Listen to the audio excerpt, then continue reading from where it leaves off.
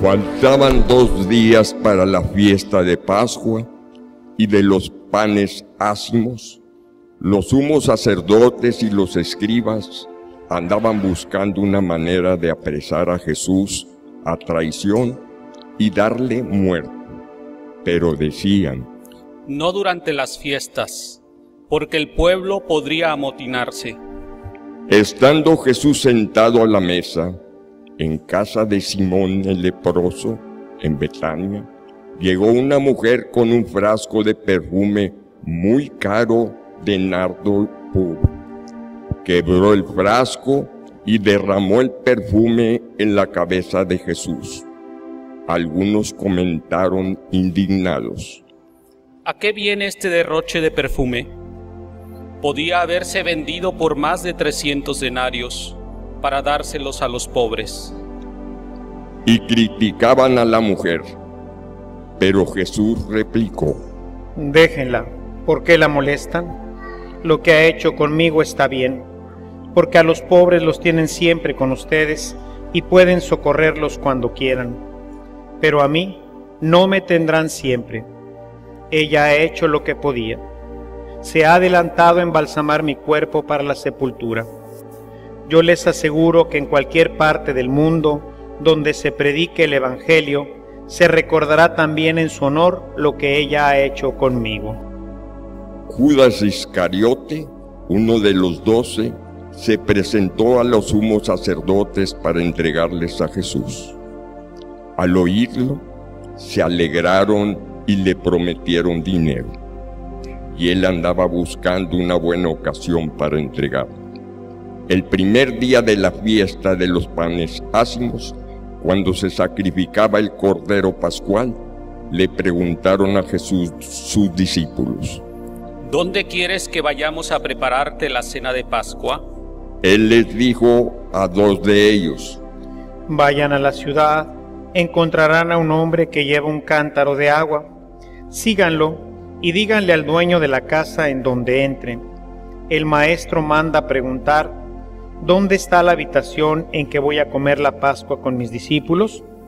Él les enseñará una sala en el 2º piso, arreglada con divanes. Prepárenos allí la cena. Los discípulos se fueron, llegaron a la ciudad, encontraron lo que Jesús les había dicho y prepararon la cena de Pascua. Al atardecer, llegó Jesús con los 12. Estando a la mesa, cenando, les dijo: yo les aseguro que uno de ustedes, uno que está comiendo conmigo, me va a entregar. Ellos, consternados, empezaron a preguntarle uno tras otro: ¿soy yo? Él respondió: uno de los 12, alguien que moja su pan en el mismo plato que yo. El Hijo del Hombre va a morir como está escrito, pero ay del que va a entregar al Hijo del Hombre. Más le valiera no haber nacido. Mientras cenaban, Jesús tomó un pan, pronunció la bendición, lo partió y se los dio a sus discípulos, diciendo: tomen, esto es mi cuerpo. Y tomando en sus manos una copa de vino, pronunció la acción de gracias. Se la dio, todos bebieron y les dijo: esta es mi sangre, sangre de la alianza que se derrama por todos. Yo les aseguro que no volveré a beber del fruto de la vid hasta el día en que beba del vino nuevo en el reino de Dios. Después de cantar el himno, salieron hacia el monte de los Olivos y Jesús les dijo: todos ustedes se van a escandalizar por mi causa, como está escrito: heriré al pastor y se dispersarán las ovejas. Pero cuando resucite, iré por delante de ustedes a Galilea. Pedro replicó: aunque todos se escandalicen, yo no. Jesús le contestó: yo te aseguro que hoy, esta misma noche, antes de que el gallo cante 2 veces, tú me negarás 3. Pero él insistía: aunque tenga que morir contigo, no te negaré. Los demás decían lo mismo. Fueron luego a un huerto llamado Getsemaní, y Jesús dijo a sus discípulos: siéntense aquí mientras hago oración. Se llevó a Pedro, a Santiago y a Juan. Empezó a sentir terror y angustia y les dijo: tengo el alma llena de una tristeza mortal. Quédense aquí velando. Se adelantó un poco, se postró en tierra y pedía que, si era posible, se alejara de él aquella hora. Decía: Padre, tú lo puedes todo, aparta de mí este cáliz, pero que no se haga lo que yo quiero, sino lo que tú quieres. Volvió a donde estaban los discípulos, y al encontrarlos dormidos, dijo a Pedro: Simón, ¿estás dormido? ¿No has podido velar ni una hora? Velen y oren, para que no caigan en la tentación. El espíritu está pronto, pero la carne es débil. De nuevo se retiró y se puso a orar, repitiendo las mismas palabras. Volvió y otra vez los encontró dormidos, porque tenían los ojos cargados de sueño. Por eso no sabían qué contestarle. Él les dijo: ya pueden dormir y descansar. Basta, ha llegado la hora. Miren que el Hijo del Hombre va a ser entregado en manos de los pecadores. Levántense, vamos, ya está cerca el traidor. Todavía estaban hablando cuando se presentó Judas, uno de los 12, y con él gente con espadas y palos, enviada por los sacerdotes, los escribas y los ancianos. El traidor le había dado una contraseña diciéndoles: al que yo bese, ese es. Deténganlo y llévenselo bien sujeto. Llegó, se acercó y le dijo: Maestro. Y lo besó. Ellos le echaron mano y lo apresaron. Pero uno de los presentes desenvainó la espada y de un golpe le cortó la oreja a un criado del sumo sacerdote. Jesús tomó la palabra y les dijo: ¿salieron ustedes a apresarme con espadas y palos, como si se tratara de un bandido? Todos los días he estado entre ustedes, enseñando en el templo, y no me han apresado. Pero así tenía que ser para que se cumplieran las Escrituras. Todos lo abandonaron y huyeron. Lo iban siguiendo un muchacho, envuelto nada más en una sábana, y lo detuvieron. Pero él soltó la sábana y se le escapó desnudo.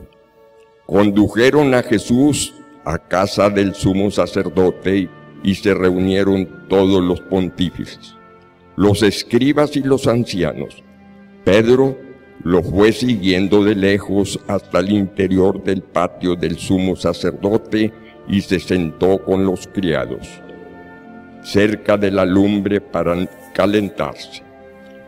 Los sumos sacerdotes y el Sanedrín, en pleno, buscaban una acusación contra Jesús para condenarlo a muerte y no la encontraban, pues aunque muchos presentaban falsas acusaciones contra él, los testimonios no concordaban. Hubo unos que se pusieron de pie y dijeron: nosotros lo hemos oído decir: yo destruiré este templo edificado por hombres, y en 3 días construiré otro, no edificado por hombres. Pero ni aun en esto concordaba su testimonio. Entonces el sumo sacerdote se puso de pie y le preguntó a Jesús: ¿no tienes nada que responder a todas esas acusaciones? Pero él no le respondió nada. El sumo sacerdote le volvió a preguntar: ¿eres tú el Mesías, el Hijo de Dios bendito? Jesús contestó: sí lo soy, y un día verán como el Hijo del Hombre está sentado a la derecha del Todopoderoso y como viene entre las nubes del cielo. El sumo sacerdote se rasgó las vestiduras exclamando: ¿Qué falta hacen ya más testigos? Ustedes mismos han oído la blasfemia. ¿Qué les parece? Y todos lo declararon reo de muerte. Algunos se pusieron a escupirle y tapándole la cara, lo abofeteaban y le decían: Adivina quién fue. Y los criados también le daban de bofetadas. Mientras tanto, Pedro estaba abajo en el patio. Llegó una criada de sumo sacerdote y al ver a Pedro calentándose, lo miró fijamente y le dijo: Tú también andabas con Jesús Nazareno. Él lo negó diciendo: Ni sé ni entiendo lo que quieres decir. Salió afuera, hacia el zaguán, y un gallo cantó. La criada, al verlo, se puso de nuevo a decir a los presentes: Ese es uno de ellos. Pero él lo volvió a negar. Al poco rato, también los presentes dijeron a Pedro: Claro que eres uno de ellos, pues eres Galileo. Pero él se puso a echar maldiciones y a jurar: No conozco a ese hombre del que hablan. Enseguida cantó el gallo por segunda vez. Pedro se acordó entonces de las palabras que le había dicho Jesús: Antes de que el gallo cante 2 veces, tú me habrás negado 3. Y rompió a llorar. Luego que amaneció, se reunieron los sumos sacerdotes con los ancianos, los escribas y el Sanedrín en pleno para deliberar. Ataron a Jesús, se lo llevaron y lo entregaron a Pilato. Este le preguntó: ¿Eres tú el rey de los judíos? Él respondió: Sí lo soy. Los sumos sacerdotes lo acusaban de muchas cosas. Pilato le preguntó de nuevo: ¿No contestas nada? Mira de cuántas cosas te acusan. Jesús ya no le contestó nada, de modo que Pilato estaba muy extrañado. Durante la fiesta de Pascua, Pilato solía soltarles al preso que ellos pidieran. Estaba entonces en la cárcel un tal Barrabás, con los revoltosos que habían cometido un homicidio en un motín. Vino la gente y empezó a pedir el indulto de costumbre. Pilato les dijo: ¿Quieren que le suelte al rey de los judíos? Porque sabía que los sumos sacerdotes se lo habían entregado por envidia. Pero los sumos sacerdotes incitaron a la gente para que pidieran la libertad de Barrabás. Pilato les volvió a preguntar: ¿Y qué voy a hacer con el que llaman rey de los judíos? Ellos gritaron: ¡Crucifícalo! Pilato les dijo: Pues qué mal ha hecho. Ellos gritaron más fuerte: ¡Crucifícalo! Pilato, queriendo dar gusto a la multitud, le soltó a Barrabás, y a Jesús, después de mandarlo azotar, lo entregó para que lo crucificaran. Los soldados se lo llevaron al interior del palacio, al pretorio, y reunieron a todos el batallón. Lo vistieron con un manto de color púrpura, le pusieron una corona de espinas que había trenzado y comenzaron a burlarse de él, dirigiéndose salud. ¡Viva el rey de los judíos! Lo golpeaban la cabeza con una caña, le escupían y doblando las rodillas se postraban ante él.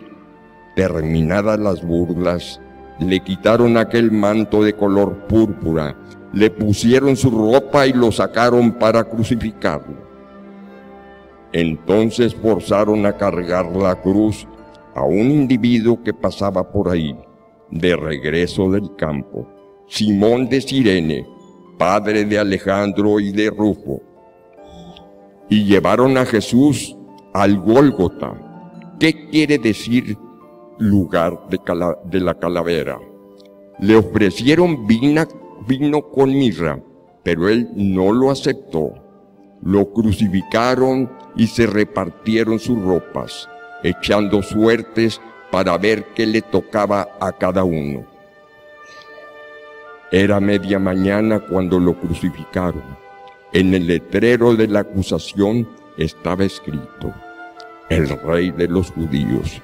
Crucificaron con él a 2 bandidos, uno a la derecha y otro a la izquierda. Así se cumplió la escritura que dice: fue contado entre los malhechores.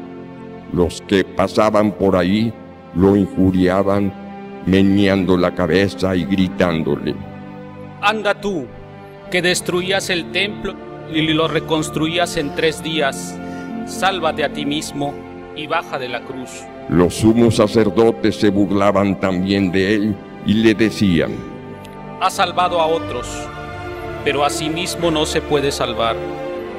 Que el Mesías, el Rey de Israel, baje ahora de la cruz, para que lo veamos y creamos. Hasta los que estaban crucificados con él también lo insultaban. Al llegar el mediodía, toda aquella tierra se quedó en tinieblas hasta las 3 de la tarde. Y a las 3, Jesús gritó con voz potente: Eloí, Eloí, lema sabactani, que significa: Dios mío, ¿por qué me has abandonado? Algunos de los presentes, al oírlo, decían: miren, está llamando a Elías. Uno corrió a empapar una esponja en vinagre, le sujetó a un carrizo y se la acercó para que bebiera, diciendo: vamos a ver si viene Elías a bajarlo. Pero Jesús, dando un fuerte grito, expiró. Ponemos de rodilla un momentito.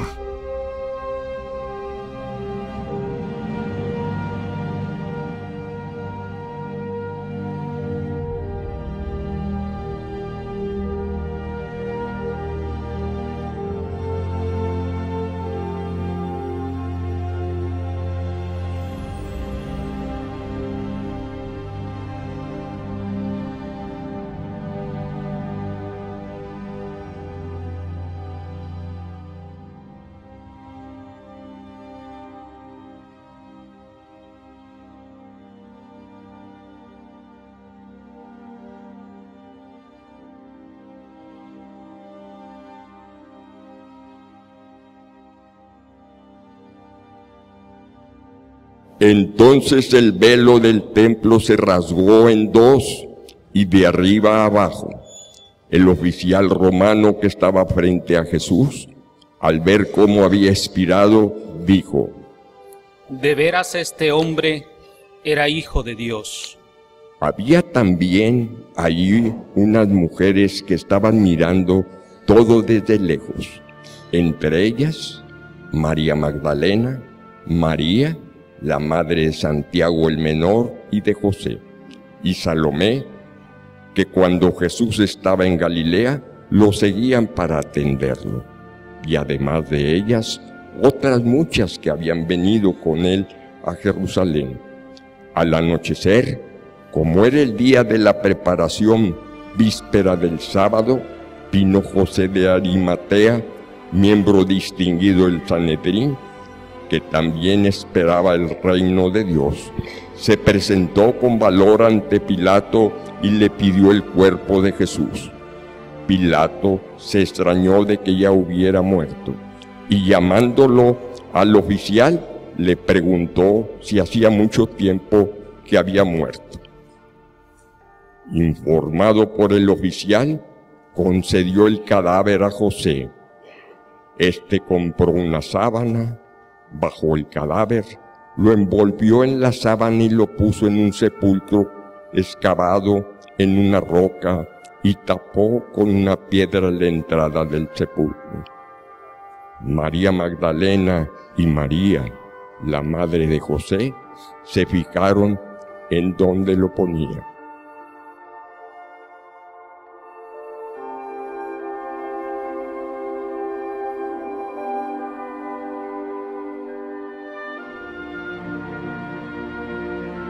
La fiesta de hoy nos recuerda la entrada de Jesús en Jerusalén, y en esta podemos destacar, como ya lo hemos hecho en algunas otras oportunidades, esta inconsistencia del hombre. En unos momentos gozosos, alegres, aclamando a Cristo como Dios, como Señor, bendito el que viene en el nombre del Señor, viva el Hijo de David. Y una semana más tarde, la misma gente que lo aclamaba, pues es la gente que ahora pide la crucifixión. Esta es la realidad de la inconsistencia, incluso de muchos de nosotros. ¿Cuánta gente entre nosotros, pues viene con mucha alegría y contenta a celebrar la misa? ¿Cuántos de nosotros participamos en algún grupo parroquial, en algún ministerio? ¿Cuántos de nosotros formamos parte de lo que se llama la iglesia activa? Pero que en el transcurso de la semana, pues terminamos nuevamente haciendo lo que la gente. Aquí lo aclamamos, aquí le gritamos, aquí lo respetamos, pero luego cuando se trata ya de vivir el Evangelio, cuando se trata de aplicar la palabra de Dios, pues entonces sentimos que ya no se acomoda completamente a nosotros. El problema del pueblo de Israel, que es el problema del pueblo de Dios, es que el pueblo de Israel tenía una visión muy particular de su Mesías, y por eso hoy lo reciben como el Hijo de David, el rey mesiánico que vendría a poner nuevamente orden en la nación, vendría a expulsar a sus enemigos y traería una salvación que tenía que ver más bien con el tema económico y político. Esperaban un rey que convocara las armas y expulsara a los romanos. Vivían tiempos verdaderamente complicados, tiempos difíciles que se vivían en el tiempo de Jesús, y así que esperaban un Mesías que viniera a resolverle esta situación. Como no resulta ser este Mesías, pues entonces no nos sirve. Entonces este Mesías debe de ser, como dicen los fariseos, pues un impostor. Un impostor que puede incluso causar una revuelta. Si esto sigue creciendo, decían los fariseos, pues entonces van a venir los romanos y van a acabar con nosotros. Así que es mejor que un hombre muera y no que perezca pues toda la nación. Y así, con esta idea, pues acabaron con Jesús. ¿Cuántas veces nos pasa también que nosotros somos, como ahorita decía, miembros de la iglesia, participamos en los coros, participamos en los grupos, venimos a la misa, cantamos, pero tenemos a veces una expectativa un poco diferente de lo que el Señor ha venido a traer? Sobre todo ocurre cuando, como los judíos, pues nos encontramos con situaciones complicadas, las cuales esperaríamos que Dios resolviera de una manera pues más adecuada a nuestros criterios. Tenemos una persona enferma y desearíamos que Dios la curara milagrosamente. Tenemos una situación de un problema familiar, económico o de cualquier índole, y nos gustaría que nuestro Dios, nuestro Mesías, pues resolviera este problema. Tenemos el problema hoy de la inseguridad y pues nos gustaría que Dios, de alguna forma, pues acabara con toda esta gente que nos amenaza, toda esta gente que es la que genera la inseguridad. Pero resulta que el cristianismo y el Mesías en el que nosotros creemos, pues ha traído pues una paz diferente, una paz que no está fincada en la rebelión. Jesús no vino a convocar a las armas, vino a traernos un mensaje de amor. Vino para transformar el corazón de los hombres y desde ahí transformar las familias y desde ahí transformar la sociedad. Pero estos son procesos largos, son procesos que nos involucran a nosotros. Quisiéramos así simplemente pues invocar a Dios y que Dios pues no sé, mandara rayos y mandara así cosas extraordinarias para que se resolvieran las cosas y nosotros no meter ni un dedo. Pero no es así. Él nos ha invitaba al pueblo a ser parte de esta transformación. Una transformación que viene de cada uno de nosotros, y en la suma de todos los transformados, pues se va dando una comunidad en la que se vive la paz, la justicia, el amor. Hoy, después de 2000 años, y de no sé cuántas predicaciones, y de cuántas misas, y de cuántos grupos, pues todavía permanece en el corazón del hombre ese aspecto mágico de las soluciones, y pocos están realmente involucrados en la transformación de la sociedad de la forma como lo hizo Jesús, predicando, dando a conocer el mensaje que le había oído a su Padre. Resultado, pues, las cosas no cambian. ¿Y por qué saco todo esto? Porque hoy quisiera tratar con ustedes el tema de Judas.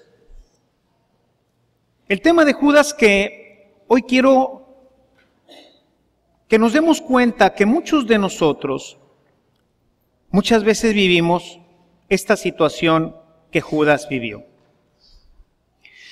¿Quién es este Judas? Bueno, pues Judas, no sabemos su origen, sin embargo sabemos que se encargaba de llevar la tesorería del pequeño grupo, ¿sí? Este hombre fue escogido por Jesús, igual que escogió a los demás, igual que escogió a Pedro y a Santiago y a Juan y a Bartolomé y a Tadeo y a todos los demás, los escogió personalmente Jesús. Vio en él un hombre que podría ser parte de este equipo que después continuaría su trabajo. Lo escogió Jesús. Es decir, no era un hombre malo. Pero ¿qué pasa con Judas? Judas representa precisamente a esa porción del pueblo que escucha, pero no comprende. Está tan fascinado con la idea del mesianismo que él espera, que no es capaz de ver los milagros de Jesús y descubrir en él realmente al Hijo de Dios. Lo vio resucitar a los muertos, lo vio sanar a muchos enfermos, vio cosas prodigiosas como la resurrección de Lázaro. Escuchó todos los sermones, los que dijo públicamente y los que les dijo privadamente a ellos. Y sin embargo, en su mente permanecía la idea mesiánica de un rey guerrero. Permanecía en su mente la idea de que había sido escogido para formar parte del Senado o del equipo cercano al nuevo rey. Había intereses políticos y había intereses monetarios. Nunca entendió la misión de Cristo. Y a veces nos pasa así. Esta falta del conocimiento profundo del Señor hace que nosotros no entendamos cuál es nuestro papel y nuestra misión en la iglesia, porque venimos a misa, pero no entendemos, no cambiamos nuestra vida, no nos dejamos cuestionar por la palabra, y entonces la palabra pues se nos resbala, y el resto de la semana, como decía hace rato, pues no tiene ningún impacto lo que el Padre dijo, lo que la Escritura dijo, nada. Nos quedamos igual que como estábamos antes de entrar a misa. Porque no dejamos, no permitimos que lo que Dios nos dice nos impacte y siempre estamos pensando que el sacerdote y que Dios está hablando para mi compadre que hoy no vino a misa. Compadre, hubieras venido hoy, el Padre habló de ti. No me lo vas a creer, pero todo lo que dijo, haz de cuenta que era para ti, compadre. No. Es para cada uno de nosotros. Los grandes, los jóvenes, los pequeños. Para cada uno de nosotros el Señor está hablando hoy y cada semana habla para cada uno de nosotros. Pero, ¿en qué estamos pensando? ¿Nos dejamos realmente cuestionar? ¿Pensamos que la palabra de Dios se refiere a mí? ¿Que yo soy Judas? No, padre, te equivocas, es mi compadre, este sí es él no es hijo de Dios, es un hijo, pero de otra cosa, ¿verdad? ¿Yo, Judas? Como que no nos podemos entender a veces con algunos de los personajes y nos gustaría ser Jesucristo, ¿eh? No, cada uno de los personajes que aparecen en la Escritura tienen algo que decirnos a nosotros. Tenemos al buen Pedro, un entusiasta del Señor. Tú eres el Rey, tú eres el Hijo de Dios. Bienaventurado, le dice Jesús, bienaventurado eres Simón, hijo de Juan, porque esto no te lo ha revelado ni la carne ni la sangre, sino mi Padre que está en los cielos. Fíjense el contacto que tenía Pedro con el Señor, al punto de tener esta revelación. Y no han pasado a lo mejor horas cuando Jesús le revela que tiene que morir y entonces Pedro dice, no, Señor, espérate, no, a ver, tranquilo, ¿cómo te va a pasar esto? Y luego, ¿dónde escribimos nosotros? Si tú te mueres, entonces, ¿dónde está el reino y dónde? No, espérate, esto no te puede pasar a ti, le dice. Y entonces, sopas, ¿verdad? Primero lo había alabado y luego que le dice, no seas como Satanás, no impidas el trabajo de Dios. Un hombre como nosotros, bien entusiastas, venimos a misa, cantamos, gritamos, tú eres, pero al ratito, no, así no, Señor, así no juego. Señor, yo iré contigo hasta la muerte.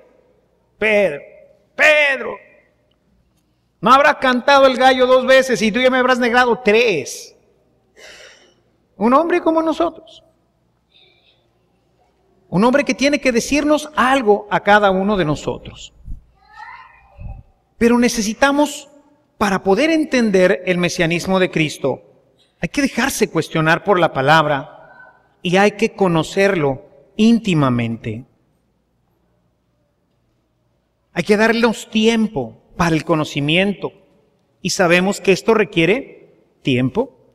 Por eso este año nuestros ejercicios espirituales estuvieron referidos a la oración, a darnos tiempo para conocer a Dios.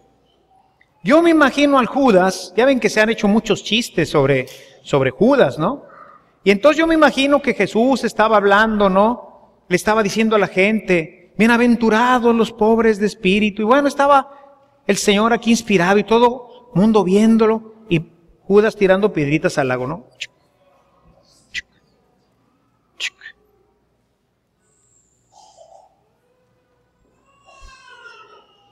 Nunca lo conoció.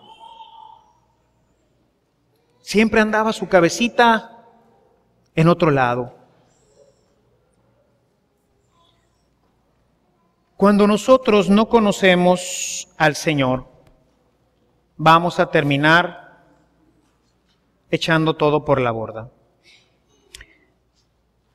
Y esto es algo común. Nos pasa a nosotros y les pasaba a los apóstoles. ¿Qué dice el Evangelio de Juan en el capítulo 14, los versículos 8 y 9? Le dice Felipe a Jesús, Maestro, muéstranos al Padre y con eso nos basta. Felipe, por el amor de Dios, tanto tiempo llevo con ustedes y todavía no se han dado cuenta. ¿Cómo crees que yo hago los milagros? ¿No te has dado cuenta que yo hago las obras del Padre y que quien me ve a mí ve al Padre? ¿No te has dado cuenta? Tú también eres de los que andan aventando piedritas al lago mientras yo estoy haciendo los milagros.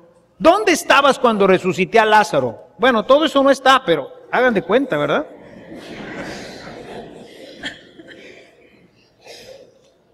Acuérdense que dice San Juan que si se escribiera todo lo que Jesús hizo y dijo, pues no había libros suficientes. Entonces yo me imagino que muchas cosas serían así, ¿no?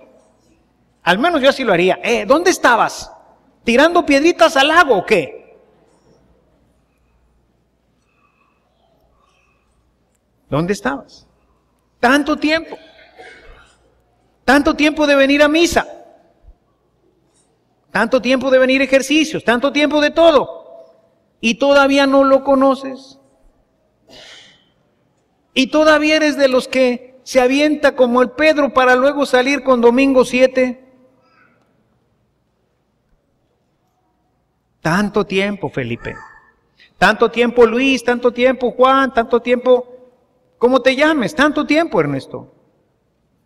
¿Y todavía no entiendes que soy otro tipo de Mesías? Que quien me ve a mí ve al Padre. Juan 20:25, después de la resurrección, se aparece el Señor, pero no está Tomás. Tomás, ¿qué crees? Hemos visto al Señor, está resucitado. ¿Te acuerdas todo lo que decían las hermanas que fueron al sepulcro? Y que decían que no estaba y que se les había aparecido y que estaba vivo y que todos dijimos, no, estas viejas están locas. ¿Te acuerdas que dijimos eso? Bueno, eso tampoco está, ¿verdad? Pero también hagan de cuenta. Sí, pues sí está vivo. Se nos apareció, estábamos todos y se presentó y está vivo. Ustedes ya están igual de alucinados.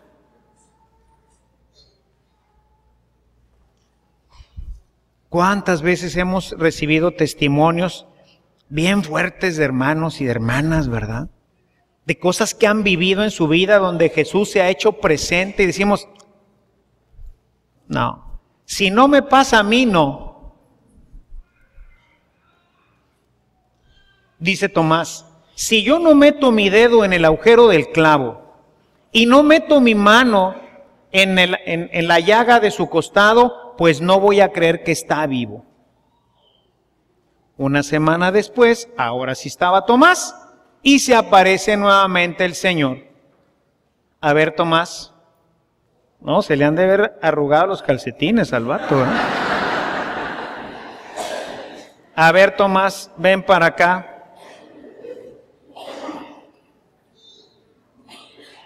Ay, Carlitos, ¿no? Ven, dame tu dedo, mételo aquí en el hoyo. Dame la mano, métela en mi costado y cree. Otro que no conocía al Señor. No es posible, no es posible. Hermanos, Jesús es Dios. Pero no es el Dios que tú te imaginas. No hace las cosas como nos gustaría que a cada uno las hiciera. Él las hace como dice en la Escritura. Él las hace muchas veces a través de nosotros. Quiero que Dios me sane. ¿Y ya fuiste al médico? No. ¿Y cómo te va a sanar? Ve primero al médico. Dios tiene muchas formas y la primera pues sería ir al médico. Pero siempre tenemos una idea que no se ajusta completamente a este mesianismo, que no se ajusta a lo que Dios ha venido a proponernos como camino de salvación. Y entonces nuestra vida se descompone. Y creo y no creo. Y creo y no creo. Y estamos como los foquitos de atrás de un carro que se enciende y se apaga, se enciende y se apaga, se enciende y se apaga. Pues no. Está vivo. Es cierto lo que dice este libro. Es cierto lo que dice el Señor acerca de su Mesías. Más que hay que entenderlo bien. No como ellos. A ver, Tomás, trae la mano para acá. Cree. Acepta lo que te estoy diciendo. ¿Sí? San Pablo en su carta a los Corintios, en el capítulo 2, verso 8 dice, porque si hubieran conocido al Rey, al Señor, pues nunca lo hubieran crucificado. Y es verdad. Por eso cuando tú no tienes una vida de oración seria, cuando tú no tienes contacto cercano con la palabra, vas a terminar regando la melcocha como Pedro, como Santiago, como Juan, como todos. ¿Sí? Ideas extrañas de mesianismo que no se ajustan al proyecto de Dios. Pero decíamos que íbamos a hablar de Judas. ¿Y cuál es lo particular de Judas si están igual que los demás? No. En Judas hoy quisiera que viéramos cómo Dios nos permite siempre regresar y no caer. Quisiera que leyéramos juntos el Evangelio de San Juan, que amplía un poco más el texto de la traición, que fuéramos al capítulo 13 de San Juan.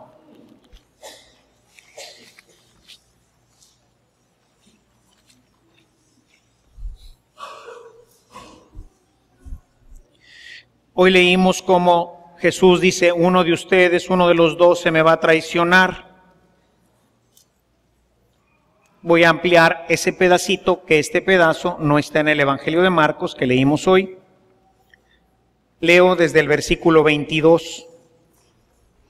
Los discípulos comenzaron entonces a mirarse unos a otros sin saber de quién estaba hablando. Uno de ellos, a quien Jesús quería mucho, estaba junto a él mientras cenaban. Y Simón Pedro le dijo por señas que le preguntara de quién estaba hablando.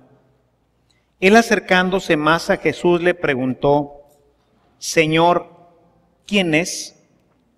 Jesús le contestó, voy a mojar un pedazo de pan y a quien yo se lo dé, ese es.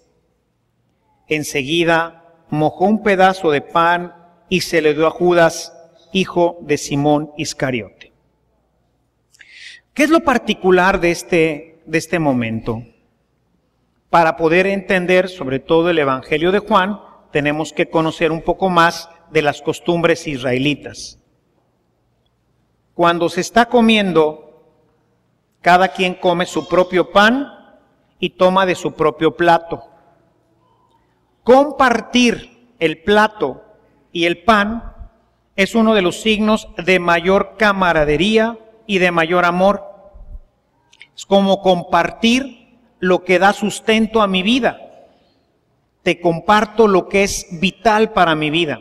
Es una muestra grande de amor, muy grande, el compartir el pan. Si algún día son invitados a una cena de judíos y el señor de la casa moja su pan en la salsa y te la pasa, te está haciendo un súper honor, te está diciendo, te considero uno de mis mejores amigos. ¿Ok? Pues para que sepan, estas son de las costumbres judías. ¿Sí? Jesús sabe ya quién lo va a traicionar. Y moja su pan en el plato y se lo da a Judas. ¿Qué le está diciendo? Judas, sé lo que vas a hacer. No lo hagas. Te amo. Eres mi mejor amigo. No lo hagas.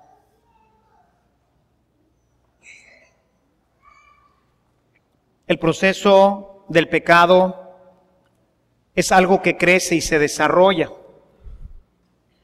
No es algo que de repente decimos, ya pequé. No. Nos dice nuestra mamá, apaga la tele. Pues está bien interesante el programa, ¿verdad? Y entonces ahí tenemos que tomar una decisión. Dice el papá, no vas a salir hoy en la noche. Y ahí hay que tomar una decisión. Estás ahí con el novio, la novia, y se está poniendo medio sabroso el asunto. Y ahí hay que tomar una decisión. Te mandan un videíto por correo o por una de las redes sociales. Y ya sabes lo que hay en el videíto. Y ahí hay que tomar una decisión. ¿Sí? Vean Santiago, vamos al Evangelio de Santiago en el capítulo 1.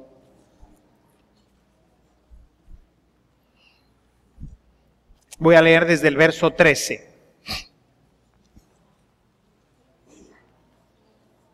Dice, cuando alguno se sienta tentado de hacer lo malo, no piense que es tentado por Dios, porque Dios ni siente la tentación de hacer lo malo, ni tienta a nadie para que lo haga.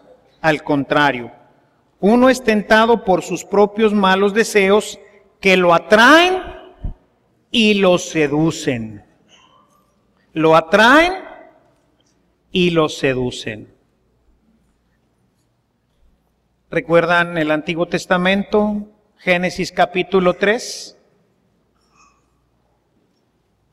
Se presenta aquel fruto, manzana, plátano, guayaba, lo que haya sido.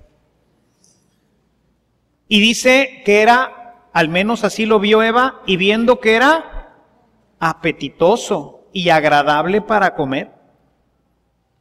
Hermanos, si el pecado fuera como pasar por una cosa tapizada de clavos, nadie pasaba. Pero el pecado es bien rico, ¿o no? ¿Es bien rico pecar? Es agradable, nos seduce. Apagar la tele. No, hombre. ¿Está mejor el programa que ponerme a hacer la tarea? Dejar secuestrado el celular para poder estar en la mesa y no estar todos ahí, chaca, chaca, chaca con el aparatito. No, mejor aquí me sigo. Es algo que nos gusta. Es agradable pecar. ¿Sí? Si fuera malo, desagradable pecar, pues no lo haríamos, ¿verdad? Veríamos el iconito ese que apareció ahí en mi red social o que apareció en mi correo y digo, ay, guácala, y lo tiraría, ¿eh? Pero no es así, ¿eh?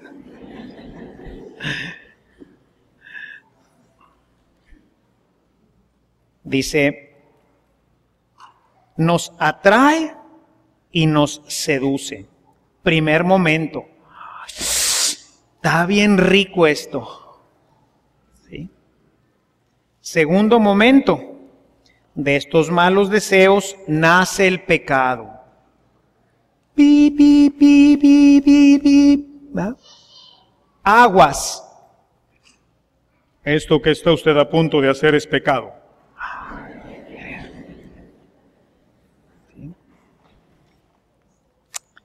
Pero ¿qué tanto puede ser?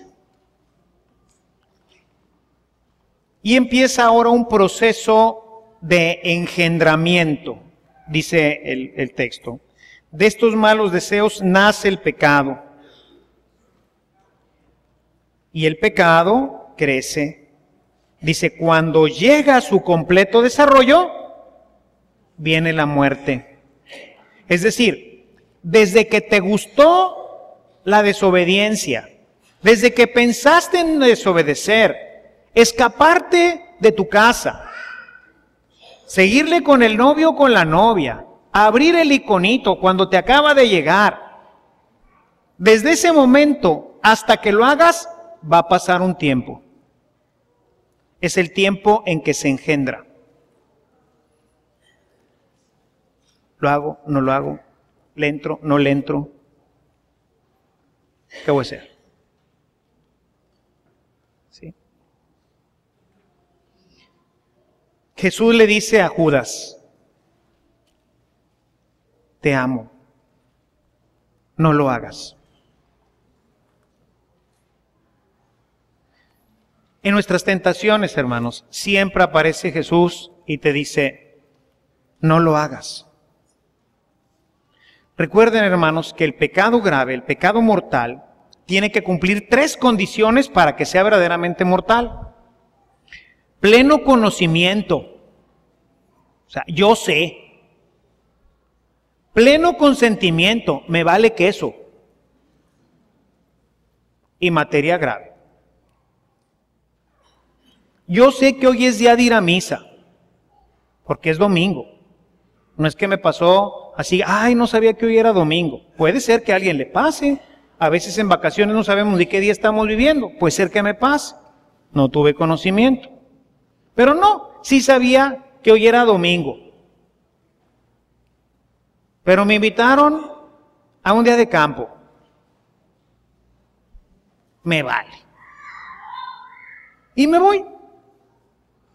Materia grave porque está en relación o al primero, que sería el principal, amarás a Dios con toda tu mente, con todas tus fuerzas y con todo tu corazón. Y si a ti te vale y te vas un día de campo, pues no lo amas así, ¿verdad?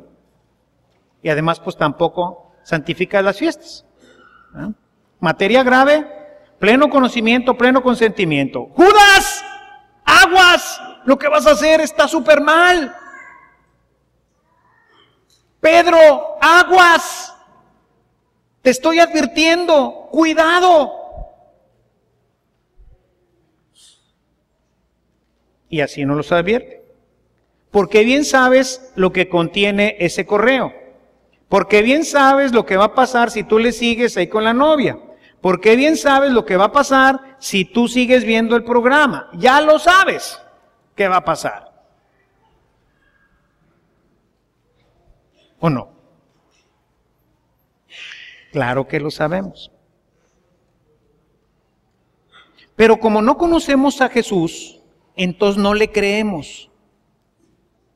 Creemos que es puro cuento, que es puro rollo. No, esto tiene consecuencias. Y Jesús siempre nos muestra su amor antes. Pero el que no tiene tiempo para Él, el que no lo conoce, el que cuando está predicando el Padre está aventando piedritas al lago, el que no se deja cuestionar por la palabra, el que no permite que Dios haga casa en su corazón, no lo va a oír en el momento de la tentación. Su voz suena tan lejos, tan lejos, tan lejos, que ni lo vas a oír. Lo que le pasó a Judas. No lo hagas. Y lo hizo. Las consecuencias terribles. Traiciona al Señor, va por la gente, entrega al maestro, lo entrega de la manera más cínica, dándole un beso.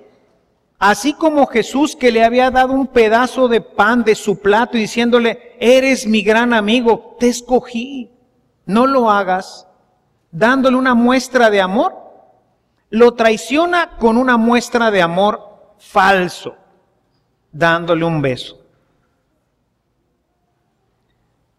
Más adelante se va a dar cuenta, porque el demonio es bien terrible. Mientras vas a pecar te ciega, pero una vez que pecaste te abre los ojos para que veas, porque si no, no tiene chiste. La cosa es que sufras, porque si no sufres no tiene chiste. Y entonces te abre los ojos y le picaste al clic y se abrió la imagen y ¡ah! Y luego ¡ah! Sabías que le seguías con la novia y terminaba mal el asunto y luego ¡ah! Seguiste viendo la televisión y después ¡ah! Porque aquí el juego del demonio es que sufras, que todos sufran, que hagas sufrir a otros y que tú sufras. Ese es el juego. Y entonces le abre los ojos a Judas y a Pedro. ¿Qué hace Pedro? Se arrepiente y llora. ¿Qué hace Judas? Se quita la vida. Después de un pecado, otro, y otro, y otro, y otro. ¿Por qué? Porque Judas nunca se va a volver a acordar que Jesús le amaba,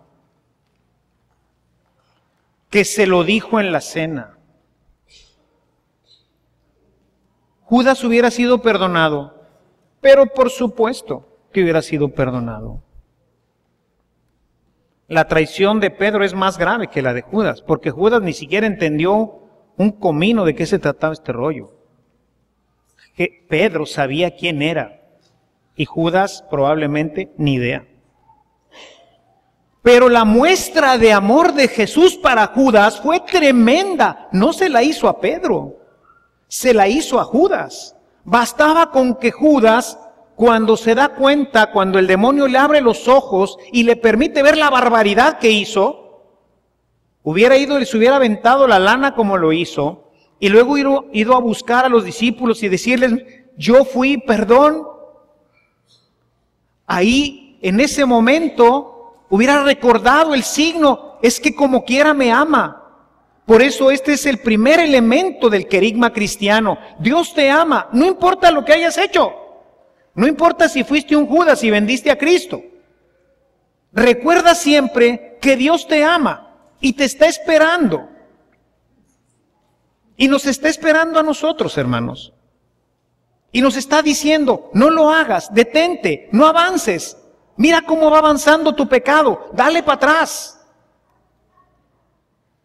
Pero si pecas, debes de tener siempre conciencia de que tienes un Dios que te entregó un bocado tomado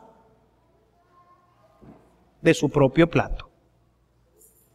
La Eucaristía, hermanos, tiene siempre que retraer al cristiano la idea de que es Cristo el que toma su pan, lo moja en la salsa y te dice, tú que estás ahí sentado, eres mi amigo, te amo. No importa lo que hayas hecho. No importa lo que hayas hecho. Judas, que siempre estuvo distraído, ni siquiera se dio cuenta del signo que le había dado Cristo ahí, y por eso pues obviamente en el momento de la tribulación no lo reconoció. Y entonces, ¿qué pasa? Vas de pecado tras pecado, tras pecado, tras pecado, y se cumple lo que dice Pablo. El salario del pecado es la muerte, es lo que dice Santiago. Y cuando llega a su completo desarrollo, nace la muerte. Esta es la triste historia de nosotros, hermanos. Pero particularmente de los que nunca se acuerdan que tienen un Dios que les ama. Un Dios que moja su pan en el plato y te dice, no lo hagas. Pero si lo haces, no te olvides de esto. Nunca olvides cuánto te amo. El pueblo de Israel nunca supo esto, nunca entendió. Mateo 23:37. Jerusalén, Jerusalén, ¿cuántas veces quise cobijarte como la gallina cobija a sus pollos y nunca te dejaste? Pedro, Pedro, Luis, Luis, María, María, Ernesto, Ernesto, como te llames. ¿Cuántas veces te lo he dicho? ¿Cuántas veces he querido acogerte y abrazarte? Judas, te amo. ¿Cuántas veces? ¿Cuántas veces? Jerusalén, Jerusalén, que apedreas a los que te hablan, que matas a los que se te envían. ¿Cuántas veces nos han invitado a retiros, a esto, al otro, y los tiramos al león? Y en el momento de la crisis, el demonio saca un partido grandísimo. Jerusalén, Jerusalén. La pasión de Cristo, hermanos, es algo que hicimos todos. Pero no por eso el Señor nos recrimina. Quiere que te acuerdes de su amor y que regreses a Él. Que recomiences nuevamente, como debió de haberlo hecho Judas, como lo hizo Pedro. Al final de Jeremías, el último profeta antes de la destrucción de Jerusalén, le dice al rey: Rey, Dios los va a castigar.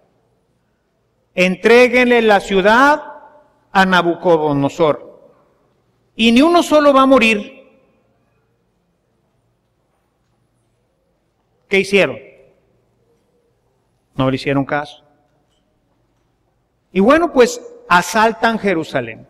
Finalmente le hacen un hoyo a Jerusalén, después de un sitio terrible, y la conquistan. Y matan a una buena cantidad, pero dejan a la mayoría. Se lleva a algunos de los nobles, se lleva al rey, para que no se organicen, y les nombra un gobernador. Y otra vez ahí va Jeremías. Oigan, ¿se acuerdan lo que les dije? Ya se dieron cuenta que es verdad. Les dije, la van a conquistar. Dios le va a entregar a Nabucodonosor Jerusalén. Y ustedes no me creyeron. ¿Ahora sí me creen? Sí, muy bien. Ahora dice Dios, no vayan a buscar Egipto. No vayan a rearmarse. Esto es parte de un proyecto de Dios. Los está castigando por no hacerle caso. ¿Sí me entienden? Sí. ¿Y qué hicieron? Se rebelaron. Y entonces vino Nabucodonosor y los hizo talco. Incendió los palacios, destruyó el templo, tiró las murallas, se llevó a toda la gente, dejó nada más a los campesinos y a los pobres para que cultivaran la tierra. Deshizo completamente. ¿Por qué? Porque es pecado tras pecado tras pecado. Porque no sabemos que Dios nos ama. Porque nos rebelamos continuamente contra Él. Porque creemos que nosotros somos más inteligentes que Dios. Judas, Cristo te ama. Nunca se acordó. Tenemos un Dios de misericordia, hermanos. Un Dios que nos ama infinitamente. Y lo vamos a ver en esta semana. Nuevamente, morir. Recordarnos que nos ama. Todo lo que vamos a ver en los próximos días es simplemente este signo del amor de Dios. Para que nunca nos sintamos con falta de amor. Él quiere decirte hoy, hermano, no te avientes al agua. Deja tu pecado. Apártate, cambia. Tengo una nueva vida para ti. No seas Judas. Recuerda que te amo. Tenlo en tu mente. Llévatelo hoy para toda tu vida. Te amo. Y quiero que tengas vida. Y quiero que la tengas en abundancia. ¿Pecaste? Aquí estoy. Arrepiéntete y regresa a mí. No vayas al suicidio.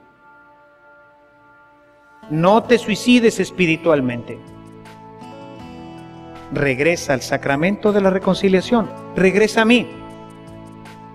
Y de aquí en adelante, conóceme. Y verás cuánto te amo. Alabado sea Jesucristo.